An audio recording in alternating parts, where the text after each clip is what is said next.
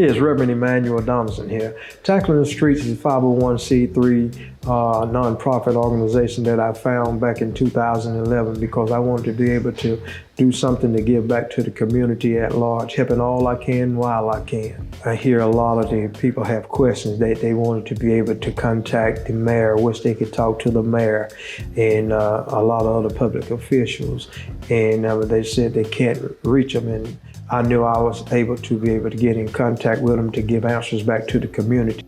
The first person we're going to interview is the mayor himself, Mr. Terrence Roberts, the mayor of Anderson. And then from there, we're going to Mr. Rusty Burns, the county administrator. And then from him, we're going to see Mr. Chad McBride, the sheriff of Anderson County. And then we're going to end up with Mr. Jim Stewart, the chief of Anderson City Police Department, because there's a lot of questions that need to be asked out here. So you start at it. Hello, today we are here. I am Reverend Emmanuel Donaldson with Tackling the Streets. Today what we're going to do is talk to Mr. Rusty Burns, the county administrator. How you doing today? I'm doing great. Good. I'm doing great. Good. Staying much busy? We never have a problem staying busy around here. I know that's right. We don't have a problem staying busy on Saturday or Sunday. There's always something going on. Yes, sir. It seems like it's an everyday situation. It is. County is pretty big. How many people are there in the county at this time? They just revised, the United States Census Bureau just revised our estimate and put us right at 210,000 people. That's a lot of people. Now, I have great respect for the United States Census Bureau, but I believe because of COVID, the initial thing that they did, the last census, I believe that we're probably closer to 225. Yes, yes. There was a speaker yesterday, and he was talking about the fastest growing area in the country. And he determined South Carolina was the fastest growing state in the nation.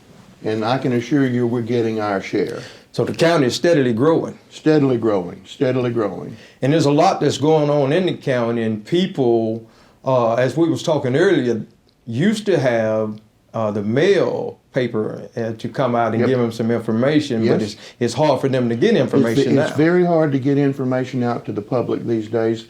Anderson County operates a television station, which is on channel 193, or any streaming device that you have. That's right. That's one way we get things out.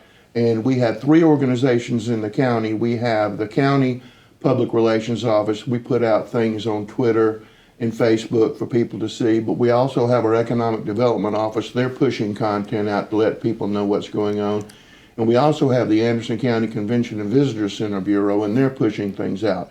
But it's still very, very hard to let everybody in the county know what's going on, because not only are we growing in population, but geographically, we're a large county. Large county, and people have a lot of questions and a lot of concerns. And, you know, as the county administrator, what specific initiatives are you advocating for to promote community development and economic empowerment in Anderson, and particularly within the most affected areas in the county? Well, we have several economic development projects. We have more than several economic development projects underway right now. One of them, we have a project that's going into Belton. We're really happy about that. Yes. Nothing makes us happier than to spread economic development throughout the county rather than it being concentrated in one place. And as you know, our major industries are in the southern section of the county. That's right. A lot of them. You have Electrolux, you have Michelin, and First Quality, and every one of those companies are expanding. But we also have other initiatives that we have. We have a soft landing zone at 1428, where if somebody wants to come in here, there's a place for them to get started while they're building a building or going to rent a building.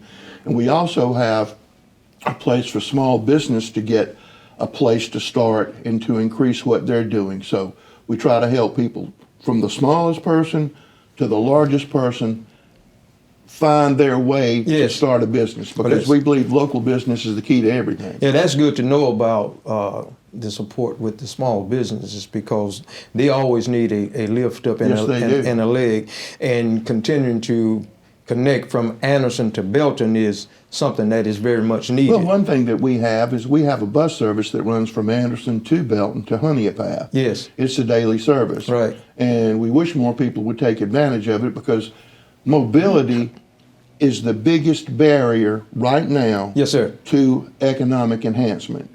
Because we have all of these job openings at every industry in Anderson County. Right. And the biggest problem that we see is people being able to get to and from work. Now that ride is not expensive. No, either, is no, it? that bus ride's hardly anything.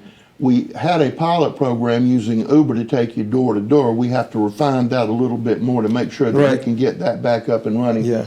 But we have a lot of companies. In the old days, you know, you had X. Right. But now, because of the labor shortage in Anderson County and in the United States, a lot of those barriers, I don't have a high school diploma, they will take you, help you get your GED, Right, and they right. will provide Yeah. training. And Tri-County Tech's right up the road, and you can go there for free and learn all kinds of stuff. Yes, yes. So pretty much everybody is hiring right now. Everybody's so hiring. So anybody who's saying that they can't find a They're job, not looking for a job. They're just not looking they for a could job. probably get two jobs if they yeah, want they it. just don't want to work. Well, that's a big Yeah. problem too. Yeah. Well, can you provide insights into any upcoming development projects or infrastructure, as you were speaking upon, improvements planned for under-resourced neighborhoods? Well, one of the things that we're doing several things like that. Well, one thing today is Tuesday the 26th. We have a meeting at 3 o'clock today with nonprofit organizations Okay. who are directly involved in helping the homeless. Anderson County Council Chairman Tommy Dunn has requested that we bring all of these groups together. That's Now, this right. is the first initial meeting. That's right. We'll be expanding it to other nonprofits, but these are the people who are the day-to-day, face-to-face people. That's right. To learn what we can That's do right. to help people. One of the things that we're proud that we've done, the county provides a place, Honey's Place, to feed people in the morning. Right. And so we provide that building and some financial resources. We've also gotten grants to give them so they can hire a housing navigator to help people find places to live who are currently homeless. I think they found 128 places for people to live because in Anderson County we have a housing shortage. Right. It's a fact. So we work with Honey's Place. We work with a lot of organizations that are doing something to help the homeless, but it's not just to feed them or it's not just to give them a place to take a shower. It's to help them get a step up. Again, talking about Dave and Zoe at Honey's Place. Yes. There are a lot of people who don't have their basic documents. Right. Or they don't have an address to get basic Correct, documents. correct. And they may be entitled to benefits that they're not receiving because they don't know. So they have a person who helps them connect to those things. Plus, it's you just can't feed people. You got to give a totality That's right. of everything to help people. Yeah. In addition to that, we have housing programs that we're doing in distressed areas of Anderson County. We are hoping that our Equinox redevelopment project that was driven by Anderson County Council is about to take off. So where the Equinox mill is, hopefully in 2 months we're going to have a groundbreaking there, and that's going to have housing and businesses for every economic position that you can be in, from I got all the money in the United States of America to Yeah. I just need a place to get started. That's right. That's going to take place over there. We're also looking to develop the Toxaway area over there, but we also work with Nehemiah, the Nehemiah organization, where we are going to assist them to building houses, which you would call a starter house. Yes. For somebody can get in at a reduced rate. Right. And because we received a grant to tear down zillions of houses all across the county, when that project was over, we retained those lots. Yeah. So the council voted to let them have some lots to provide low-cost housing. Another thing that we do with Anderson Interfaith Ministries, when the rental program was going on, we probably dispersed, and it's not probably, we dispersed millions of dollars for rental assistance during COVID, also help people with electricity and water. But what we're doing now with AIM, and in partnership with Rebuild Upstate, we're going into houses and doing rehabilitation work on those houses, because if you can keep somebody in a house, Right. you can rehabilitate that house, bring it up to standards. That's one less house you have to build. So you're talking about what we do in all of these other areas. Yes. That's what we're doing. We also are working And for some reason,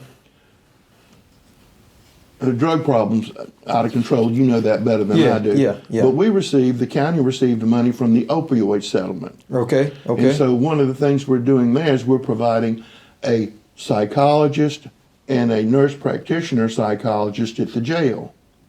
Because a lot of people that are in the Anderson County Jail have issues. Yes. So we're trying to work with them to help them find a place to go. The other thing that we've done is we have provided money to Shalom, which is a place for ladies who have addiction problems That's to right. go. We're providing scholarships Yeah. for them to go there straight out of jail. Straight out of jail. We're also doing that for the Bridge Center scholarship. So you get out of jail, you're an addict, you don't have a place to go. Well, Anderson County through the HOME program is providing you a chance to go to these places, and it won't cost you anything.